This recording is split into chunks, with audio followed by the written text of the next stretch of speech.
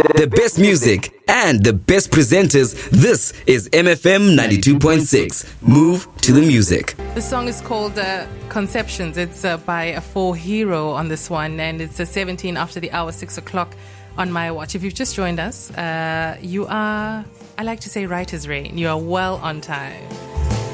It is SiyakhulaLive. My name is Dr and we are here until the hour 7 o'clock. So the business of today, I have in studio a fantastic person to speak to. Especially, you know, there's something about the people who speak about mental health, neuroscience. Maybe it's just, stuff that my brain likes to talk about. But I've got in studio with us Dr. Olivia Matshabane. She joins me in studio today. Olivia is a neuroethics researcher and also lead of the Africa Neuroethics Research Group at Stellenbosch University. Olivia, thank you so much again for making time and also all the behind the scenes into putting together this African Neuroscience and Mental Health series as well with us this evening. So welcome. Thank you so much. Thank you. I'm so happy to be here, Katleho. It's nice to have you again. I was like, Olivia is a star. One of those people that you must have in your corner, right? So good to be here. Because of the work that you do, incredibly important work that you do. And maybe let's just introduce our listeners this evening to why this series, why we're having this series on SiyakhulaLive, the African Neuroscience and Mental Health series. What is that all about? Mental health series, what is that all about? Thank you so much for the question, and thank you again for having me. Yeah. I'm excited to be speaking with you and the listeners today. So the African Neuroscience and Mental Health series is really a special initiative that we're so proud to collaborate with SiyakhulaLive on, because it's actually coming at such a pivotal point where, as you mentioned, we are in World Mental Health Awareness Month, and we're thinking about mental health more deeply and thinking about some of the issues that are affecting our communities and our society, and thinking about these in our own context. The African continent, which is very unique, is something that we take quite seriously in our own work, and we have a range of research projects that focus on neuroscience in Africa, or African neuroscience. And particularly at this moment, we're starting an African Neuroscience, Neuroethics and Society program, which is really trying to ensure that we engage the research community, students, and the public through a range of different activities to ensure that we are discussing mental health in our context in ways that are contextually and culturally relevant. And we are very, very happy and privileged to be funded by the Dana Foundation to actually ensure that we can categorize and compartmentalize this kind of work. Sure. So it's a collaborative process. I think a lot of people need to be at the table when we're talking about mental health and interventions for mental health. So again, thank you for partnering and for creating the space. Absolutely welcome. And I think it's really so significant, having this conversation today. But also you mentioned quite a lot around this African context, yes. Right? And I mean, your center as well is around African neuroethics, right? Yes. So there is really something about, our context as Africans and how neuroethics happens and how mental health happens, how discussions around mental health happens in the African context. Why the specialization on this African context and why zone into it? Yes. Why address this need in research? Absolutely. Thank you for that very, very important question.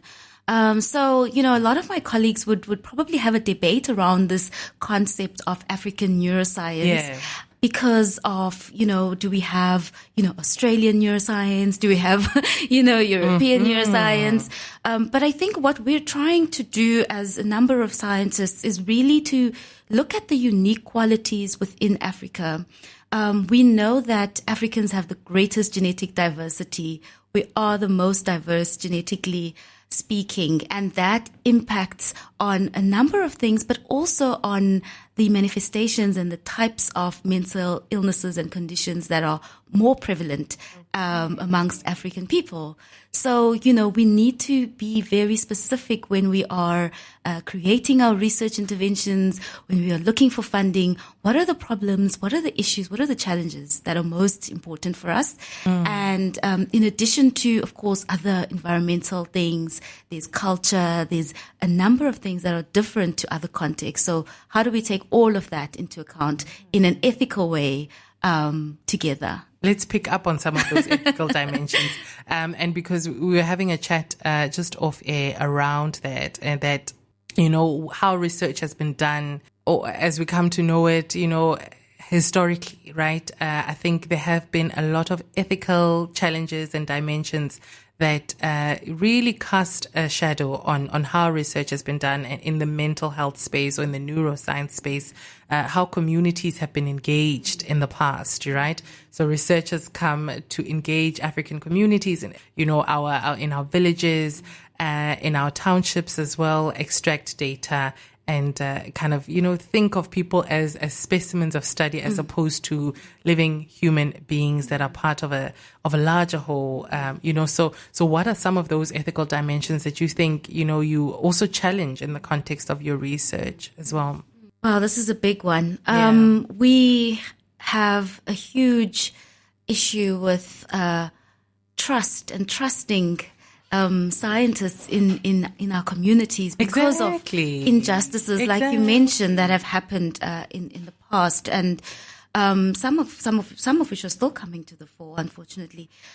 So I think one of the ways in which we can actually address this is really to co-create our research agendas, our research guidelines, our research strategies with the communities. Absolutely. Because what we find is we come with questions, we come with ideas, and they may not align with what the community believes is important, and they may actually be, in some instances, insulting for communities, and that is not well received. Right? So being very careful. You spoke about stigma at the start of this session, so we don't want to do research that increases stigma based on labels that we use, the kinds of terminologies that might not be acceptable in our community. So I think, I'm also with our team are still learning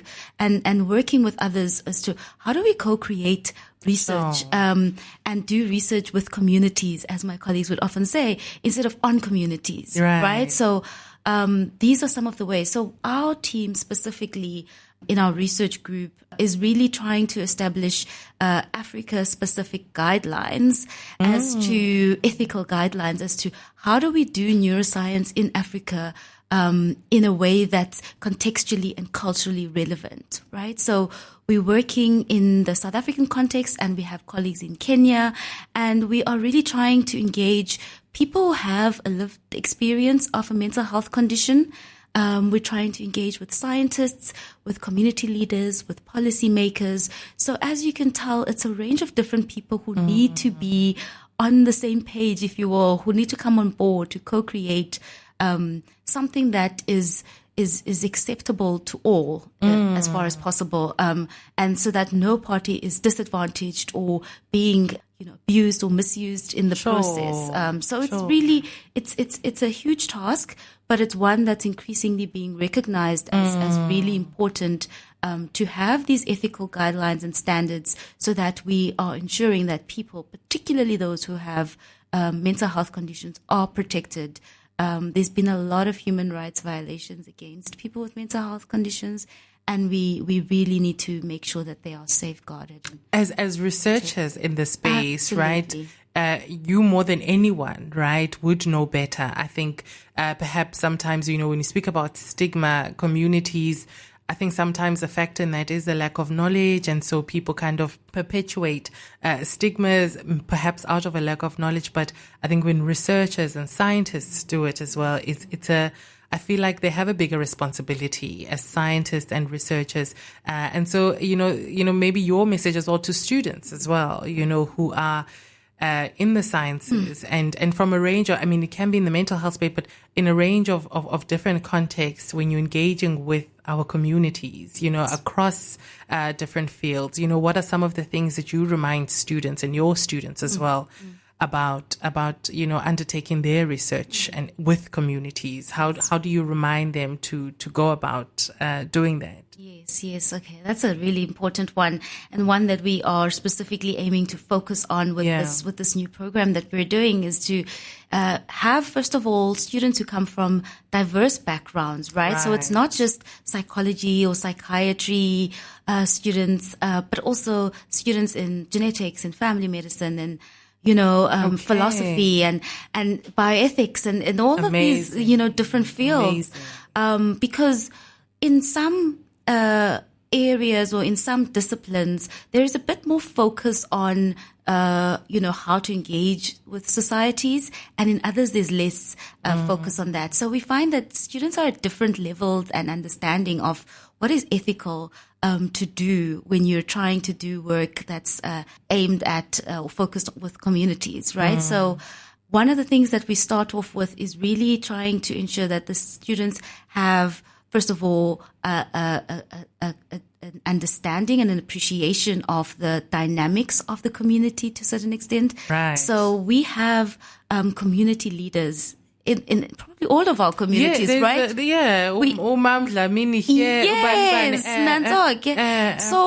Umam Dlamini, Baba, they need to be had a discussion with it, and it needs to be done in a respectable way. Sure. That's acceptable. So that first point of contact says everything, right? How you engage in that first point of contact says everything. So there's a certain protocol that is followed in communities, and it's important for students to know what that is. You, as a student or a scientist, cannot just go into a community and start putting up flyers, for instance, for your event. And inviting people to just answer your questionnaire. So these are the things that, it's very serious. These are the things that we don't often think about. They may work in the university setting. You may go and put up a poster at a university setting and say, meet me in building 1, room 0001. Or scan this code and fill out this Exactly. questionnaire. But it's not the same protocol in the community. So ensuring that that's taken into account. So building that rapport with the community leaders and ensuring that they understand what the research project is about. What are your aims? How is the community going to participate or benefit? And what is the expectations, and how are you going to safeguard members of the community? These are important discussions to have. And also, I think knowledge transfer as well, right? Especially in areas like mental health that is, highly stigmatized, and communities, members of communities can be a bit skeptical about engaging.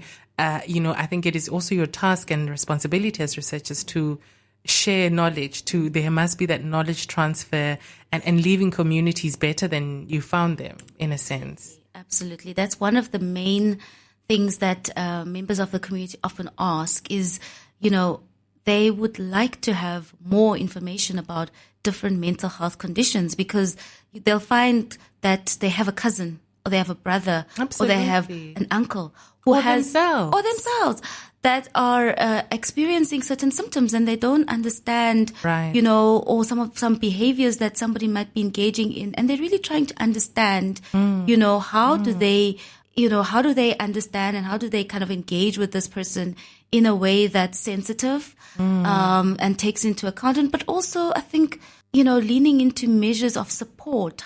What can they recommend, right? If they are feeling themselves, a certain way, how do they reach out? How do they articulate that, first of all? Sure. And how do they try to find support? Right. I think the day that the inquiries of researchers meet the needs of communities, I think that's that sweet spot in research. We're chatting to Dr. Olivia Matshabane this evening. We are on MFM 92.6. Remember, streaming live from wherever you are across the globe on www.mfm.co.za. It's 32 minutes after the hour, 6 o'clock. We're back after this. Stellenbosch, Kamandi, Clutersville. We've got you covered on 92.6. MFM 92.6. Move to the music. This is Mbiki Namo. It's the El Payo remix that's playing on SiyakhulaLive on MFM 92.6. It is 35 after the hour, 6 o'clock. At 7 o'clock, we're out of here. Liseti, I saw her step in on the Daily Vibe. She's on until from 7 o'clock until 9 o'clock. It is MFM all day, every day. And we're still with Dr. Olivia Matshabane in studio this evening. And we're chatting all about mental health, about neuroscience and African neuroscience as well. And just before we started to talk about, Olivia, the concepts around stigma. And that's what I wanted to also just address it. The stigma around mental illness, I think it may be one of the biggest barriers to people getting the help that they need, the barriers to getting help, understanding, and the compassion that they need. What feeds into stigma around mental illness? This is a very important one and a huge one. I think, when we think about stigma, we think about a number of different types of stigma. Yeah. So we think about, for example, there's something called self-stigma or internalized stigma. And that is the stigma that the person who has a mental health condition or has been diagnosed with a mental health condition stigmatizes themselves. So either by, hiding their condition or, doing certain things that indicate that they are stigmatizing themselves, right? Avoiding people, avoiding social situations, and really taking on some of the stereotypes that are out there that are negative, very harmful to them. Yes, okay. and then so that's the self, right? And then there is sort of a social stigma which they experience from external. Which could be from people in the community, even family members. Absolutely. So that really friends, people in their classroom, or if it's colleagues, that type of stigma is also very serious and can also be harmful and can actually trickle in back to somebody experiencing their own internal stigma. So, there's that form of stigma that also needs to be addressed in our society. We've seen, stigma even in spaces you wouldn't expect to see stigma. So there's research around stigma in environments where, people go to see treatment and they get stigmatized in a particular way. So I think mental health awareness across the board becomes important because there's so many forms of stigma, even courtesy stigma, which is, people not wanting to be friends or walking with somebody because they might be seen and that might associate, that's a different type because they're not affected by the condition directly, but they are avoiding a particular individual. These are all very painful things to experience. And they're happening. I mean, I know I can see them happening on a day-to-day. These are kinds of the thoughts and the actions that linger around us. And so how do we begin to bring this elephant down? I think information sharing that you mentioned is the most, important. I think it's so crucial. Just having frank and open discussions can really help because when we think about other conditions, we can compare mental health to, for example, a heart condition.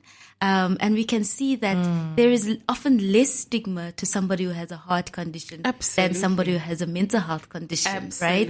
There is a sense of, blame that comes into the dynamics. There's a sense of, questioning.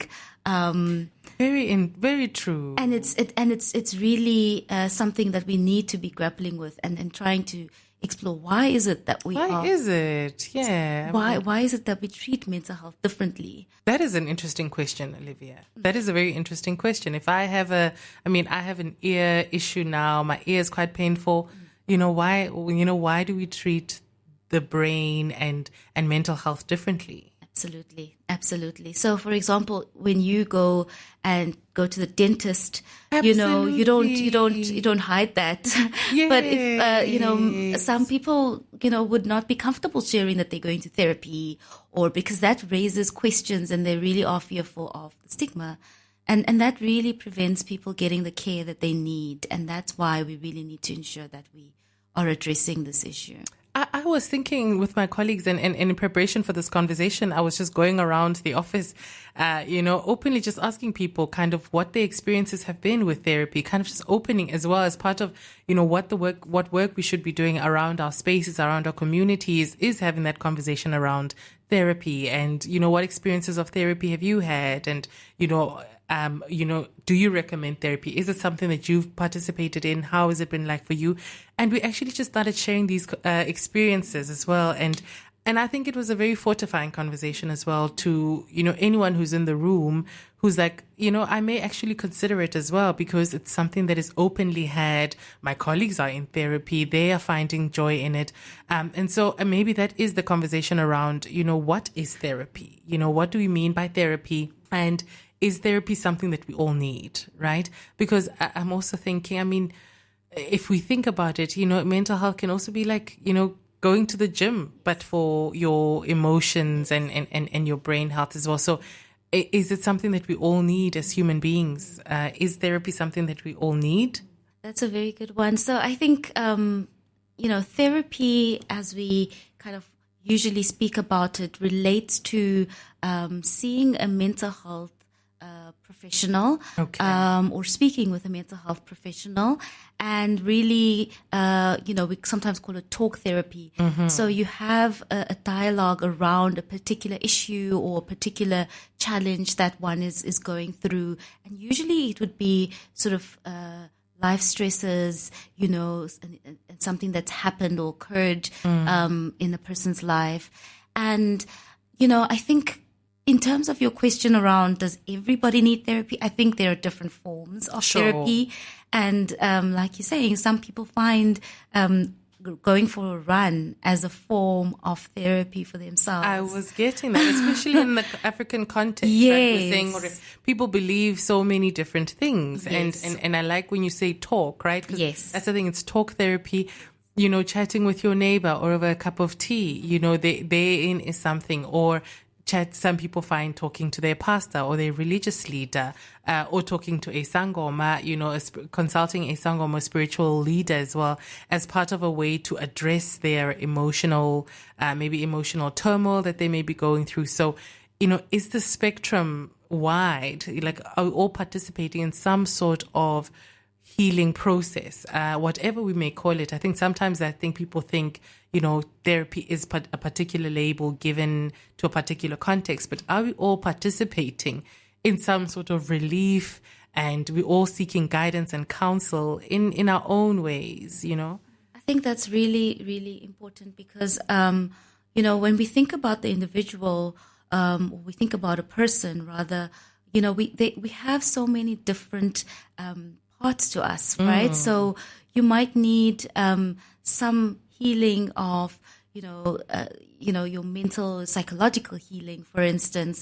But you might also find benefit, or there might be a time where you need spiritual healing. And there might be a time where you need physical healing in terms of taking medication for a particular reason, a condition or symptom that you're experiencing. So I think, we don't need to box it, as you're saying, as to this is the way therapy needs to be.